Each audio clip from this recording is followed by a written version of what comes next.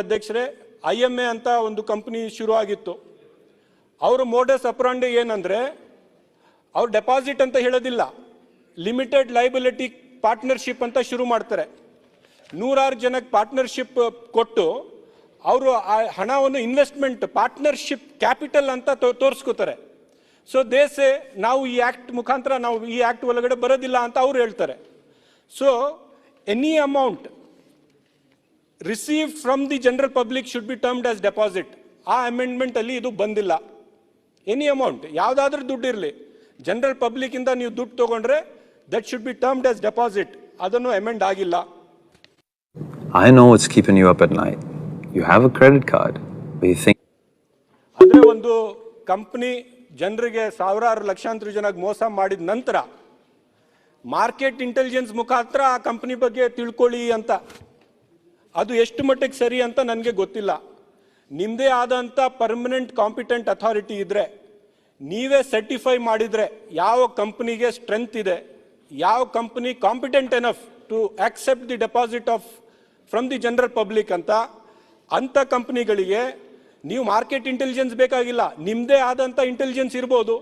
ನೀವು ಪೀರಿಯಾಡಿಕಲಿ ಆ company assets and liabilities ನೋಡ್ಬೋದು, ಬ್ಯಾಂಕ್ ಸ್ಟೇಟ್ಮೆಂಟ್ಸ್ ನೋಡ್ಬೋದು, ಆಕ್ಟಿವಿಟೀಸ್ ನೋಡ್ಬೋದು, ಆ ಕಂಪನಿ ಎಷ್ಟು ಡೆಪಾಸಿಟ್ ಅನ್ನು ಪಡ್ಕೊಂಡಿದೆ, ಎಷ್ಟು ಖರ್ಚು ಮಾಡ್ಬೋದು, ಎಷ್ಟು ರಿಸರ್ವ್ ಇಟ್ಕೋಬೇಕು ಅಂತ ನೀವು ಕಾನೂನನ್ನು ಮಾಡ್ಬೋದು.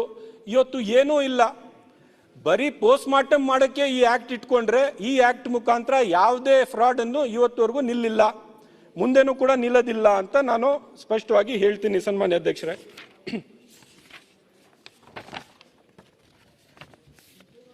ಸೊ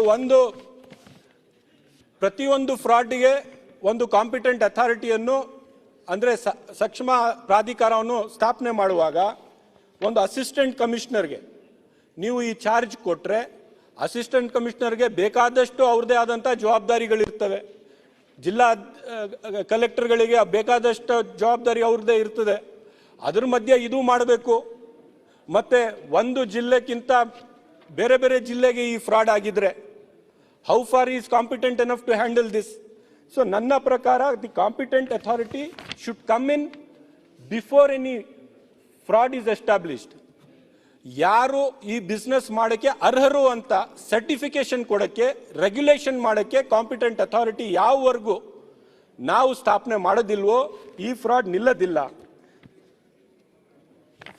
ಮತ್ತೆ amendment of section 6, the government shall empanel or adopt and notify the list of agencies for valuation of assets and to assist selling of assets to prospective buyers, and forensic auditors, digital auditors for the forensics audit of money trail. ಸನ್ಮಾನ್ಯ ಅಧ್ಯಕ್ಷರೇ, ಒಂದು permanent competent authority ಇದ್ರೆ, periodical audit ಆಗ್ತಾ ಇದ್ರೆ, periodically ಯಾವ ಕಂಪ್ನಿದು bank statements ಏನು, ಎಲ್ಲಿಗೆ ಏನು ಟ್ರಾನ್ಸ್ಫರ್ ಮಾಡ್ತಾ ಇದ್ದಾರೆ, ಎಲ್ಲಿಂದ ದುಡ್ಡು ಬರ್ತಾ ಇದೆ, ಎಲ್ಲಿ ಖರ್ಚು ಮಾಡ್ತಾ ಇದ್ದಾರೆ, ಪೀರಿಯಾಡಿಕಲ್ ಅಸೆಸ್ಮೆಂಟ್ ಮಾಡೋಕ್ಕೆ ಒಂದು ಕಾಂಪಿಟೆಂಟ್ ಅಥಾರಿಟಿ ಇದ್ರೆ. ಯಾಕಂದರೆ ಈಗ ತಾವು ನೋಡ್ಬೋದು NBFCs ಇದ್ದಾವೆ, ನಾನ್ ಬ್ಯಾಂಕಿಂಗ್ ಫೈನಾನ್ಷಿಯಲ್ ಕಾರ್ಪೊರೇಷನ್ಸ್. ಅದು RBI ಆ್ಯಕ್ಟ್ ಮುಖಾಂತರ ಎಸ್ಟಾಬ್ಲಿಷ್ ಆಗಿರ್ತಕ್ಕಂಥದ್ದು. ಆ RBI ಆ್ಯಕ್ಟ್ ತಾವು ನೋಡಿದ್ರೆ ಎಷ್ಟು ಸ್ಟ್ರಕ್ಚರ್ಡ್ ವ್ಯವಸ್ಥೆಯಿಂದ NBFCs ಫಾರ್ಮ್ ಮಾಡಿದ್ದಾರೆ. ಯಾರು NBFC ಡೆಪಾಸಿಟ್ ತಗೊಳ್ಳೋಕೆ ಅರ್ಹರು ಅಂತ ಸರ್ಟಿಫೈ ಮಾಡಿದ್ದಾರೆ. ಹೇಗೆ ಅವ್ರನ್ನ ಗವರ್ನ್ ಮಾಡಬೇಕು ಅಂತ ರೂಲ್ಸ್ ಆ್ಯಂಡ್ ರೆಗ್ಯುಲೇಷನ್ಸ್ ಇದೆ. ಎಷ್ಟು ಡೆಪಾಸಿಟ್ ರಿಸರ್ವ್ ಆಗಿ ಇಟ್ಕೋಬೇಕು ಅಂತ ರೂಲ್ಸ್ ಆ್ಯಂಡ್ ರೆಗ್ಯುಲೇಷನ್ಸ್ ಇದ್ದಾವೆ. ಆ ಕಂಪ್ನಿ ಅಸೆಟ್ಸ್ ಏನು ಅಂತ ಮುಂಚೆನೆ it is all valued. So ನೀವು 100 ಕೋಟಿ ಅಸೆಟ್ ಇಟ್ಕೊಂಡು 40 ಕೋಟಿ ಡೆಪಾಸಿಟ್ ತೊಗೊಂಡ್ರೆ ಪರವಾಗಿಲ್ಲ.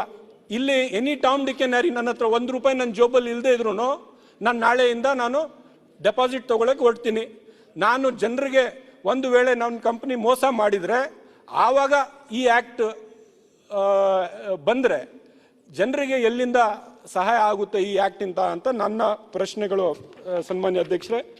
ದಯವಿಟ್ಟು ಮತ್ತು ಇನ್ನೊಂದು ಇವರು ಅಮೆಂಡೆಡ್ ಇದರಲ್ಲಿ point 9 fraudulent default by any financial establishment ಅಂತ. Why it should be fraudulent default ಅಂತ ನನ್ನ ಪ್ರಶ್ನೆ. Any default should be fraudulent. ಯಾವಾಗ ನೀವು ನಂಬಿಸಿ ಜನರ ದುಡ್ಡು ನೀವು ಹೂಡಿಕೆ ಮಾಡ್ಕೋತೀರಿ ನೀ ಡಿಫಾಲ್ಟ್ ಮಾಡಿದ್ರೆ ಫ್ರಾಡಿಲೆಂಟ್ ಅದು. So how can you establish it is a fraudulent or non fraudulent ಅಂತ ನನ್ನ ಪ್ರಶ್ನೆ. ಇನ್ನೊಂದು ಕಡೆ ತಾವು ಎಕ್ಸ್ಪ್ಲನೇಷನ್ ಪಾಯಿಂಟ್ 9 ಅಲ್ಲಿ explanation 3I where an page number 6 ali where an offence under this act has been committed by a financial establishment other than an individual, every person who at the time of the offence was committed was in conduct of its business as well as financial establishment shall be deemed to be guilty of the offence and shall be liable to be proceeded against and punished accordingly ಅಂತ ಮಾಡಿದಿರಿ. ಒಳ್ಳೆಯದು. ಆದರೆ second section next to it, second point, you have diluted your first idu. Nothing contained in clause 1 above shall render any such person liable to any punishment provided in this act if he proves that the offence was committed without his knowledge, that he exercised all due diligence to prevent the commission of such offence. ನೀವು ಯಾರೋ employee ಇದ್ದಾನೆ, ಅವನಿಗೆ ಗೊತ್ತಿಲ್ಲ, ಅವನಿಗೆ exempt ಮಾಡಬಹುದು. But how can you dilute your own section ಅಂತ?